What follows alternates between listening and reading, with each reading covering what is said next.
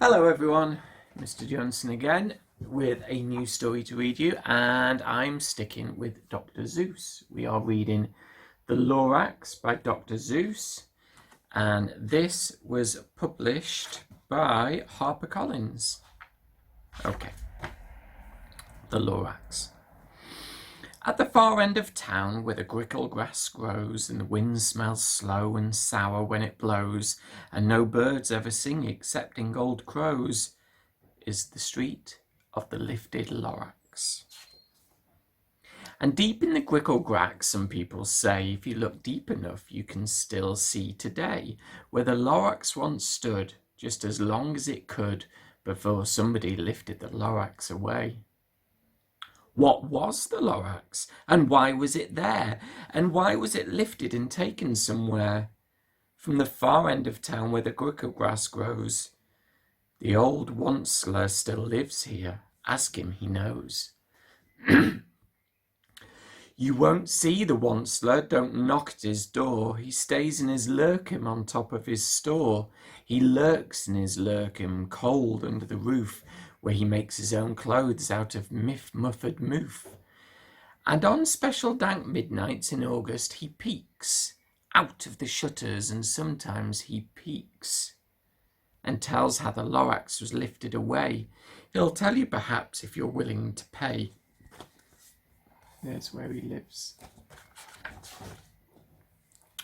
On the end of a rope he lets down a tin pail, and you have to toss in 15 pence and a nail, and the shell of a great-great-great-grandfather snail. Then he pulls up the pail, makes a most careful count to see if you've paid him the proper amount.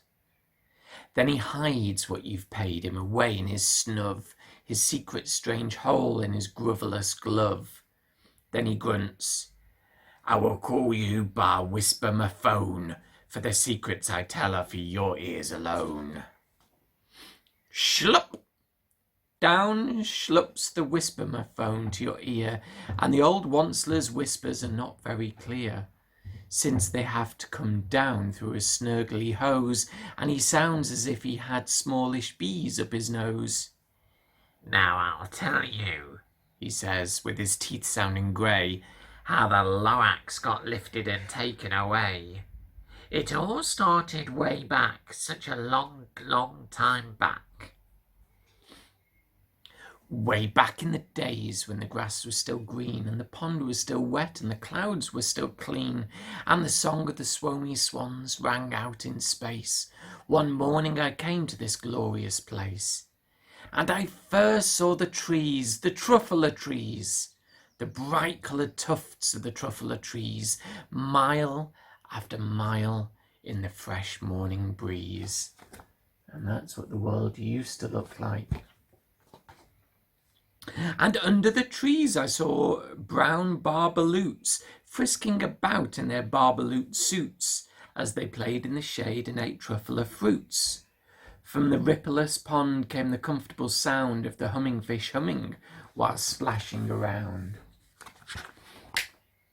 But those trees, those truffler trees, all my life I'd been searching for trees such as these. The touch of their tufts was much softer than silk, and they had sweet smell of fresh butterfly milk.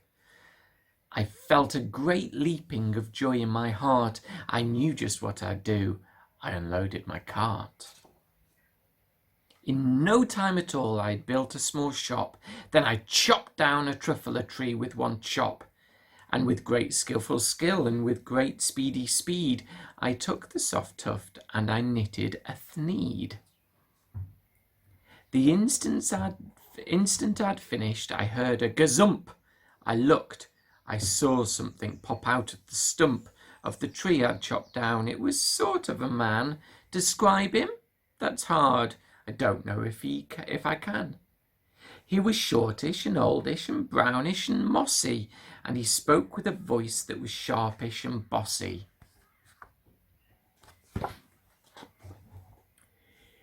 Mister, he said with a sawdusty sneeze, I am the Lorax, I speak for the trees. I speak for the trees have no tongue, and I'm asking you, sir, at the top of my lungs. He was very upset as he shouted and puffed, "What's this thing you've made out of my truffler tuft?" "Look, Lorax," I said, "there's no cause for alarm. I chopped just one tree. I'm doing no harm. I'm being quite useful. This thing is a thneed. A thneed's a fine something that all people need. It's a shirt, it's a sock, it's a glove, it's a hat. But it has other uses. Yes, far beyond that. You can use it for carpets, for pillows, for sheets, or curtains, or covers, for bicycle seats." The Lorax said, "Sir, you are crazy with greed. There is no one on earth who would buy that full thneed." And there's the thneed. But the very next minute I proved he was wrong, for just at that minute a chap came along, and he thought that the thneed I had knitted was great. He happily bought it for $3.98.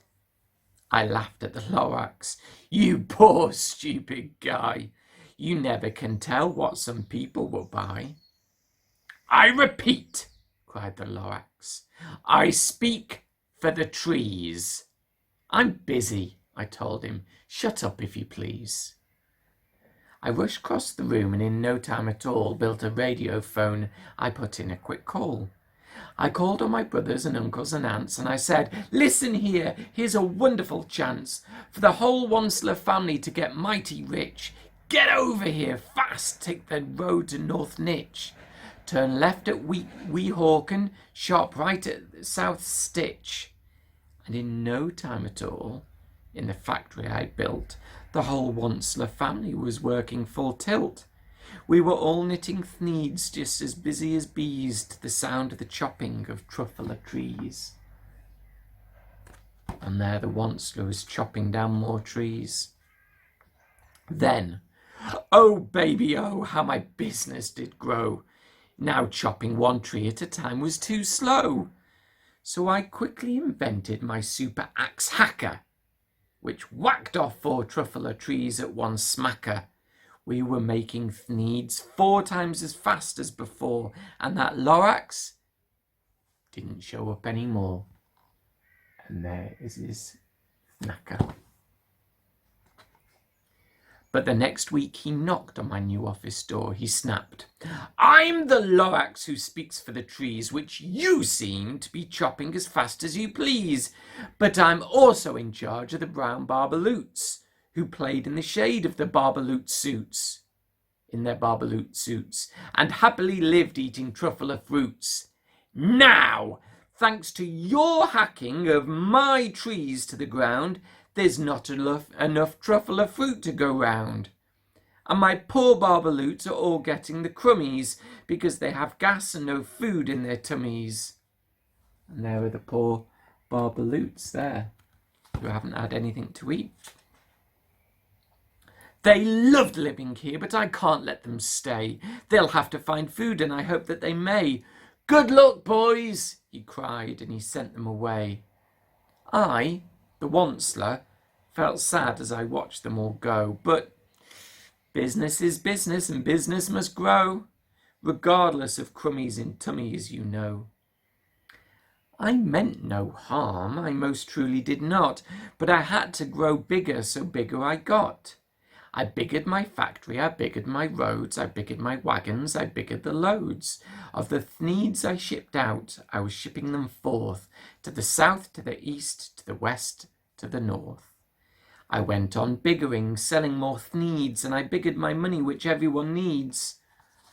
And there's the Wonsler factory now, and you can see there's not many trees left. Then again he came back. I was fixing some pipes when that old nuisance Lorax came back with more gripes. "I am the Lorax." He coughed and he whiffed. He sneezed and he snuffled, he snargled, he sniffed. "Wonsler!" he cried with a querulous croak. "Wonsler! You're making such smogulous smoke!" My poor swomy swans, well, they can't sing a note. No one can sing who has smog in his throat. And look, there's a nasty smoke coming out of Wansla's factory. And so, said the Lorax, please pardon my cough. They cannot live here, so I'm sending them off. Where will they go? I don't hopefully know. They may have to fly for a month or a year to escape from the smog that you've smogged up round here. What's more, snapped the Lorax, his dander was up, let me say a few words about the gluppity-glup. Your machinery chugs on day and night without stop, making gluppity-glup, also schloppity-schlop. And what do you do with his leftover goo? I'll show you, you dirty old Wansler man, you. There's the schloppity-schlop. Blech, doesn't look very nice. You're glumping the pond where the humming fish hummed. No more can they hum, for their gills are all gummed. So I'm sending them off, oh, their future is dreary.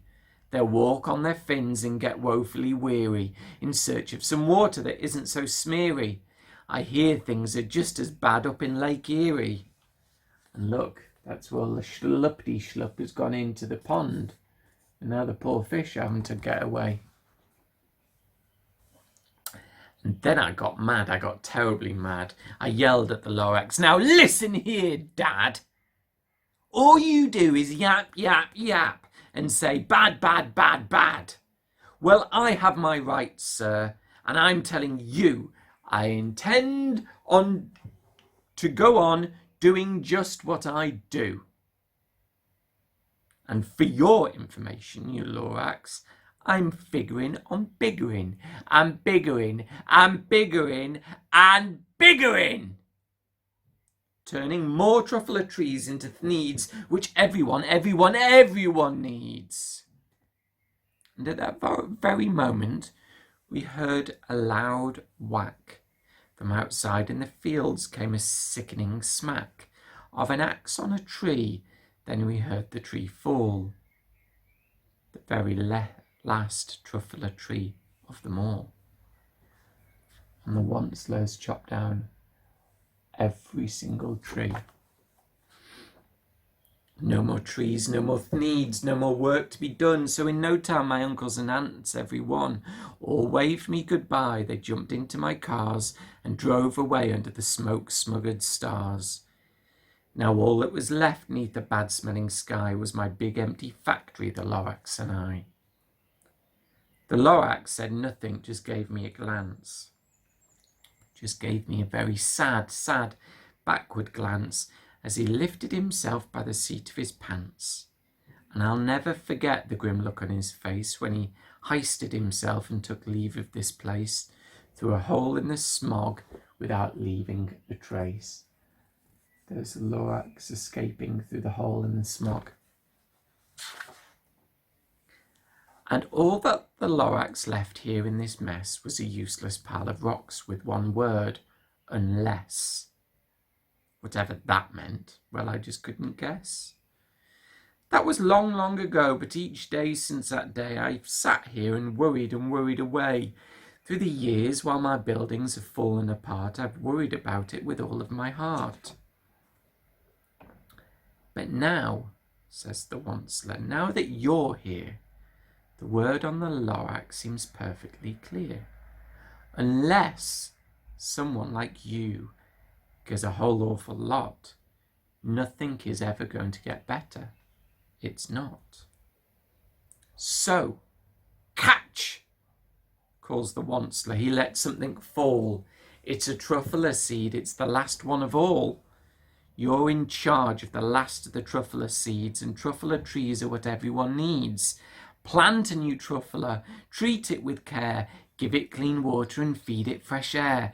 Grow a forest, protect it from axes that hack. Then the Lorax and all of his friends may come back. And there is the Wansler throwing the very last truffler seed to our friend. And hopefully the trees will come back. And deforestation is something that Key Stage 2 should know all about, really. The dangers of chopping down these trees and animals losing where they live, all their habitats, and obviously our environment getting worse. Our air is much worse to breathe for it. So maybe there's a lesson that we can all learn from the Lorax. I hope you have a lovely day. I hope you've enjoyed listening to me read, and I'll probably see you in the next day or two with another story. Take care all. Bye.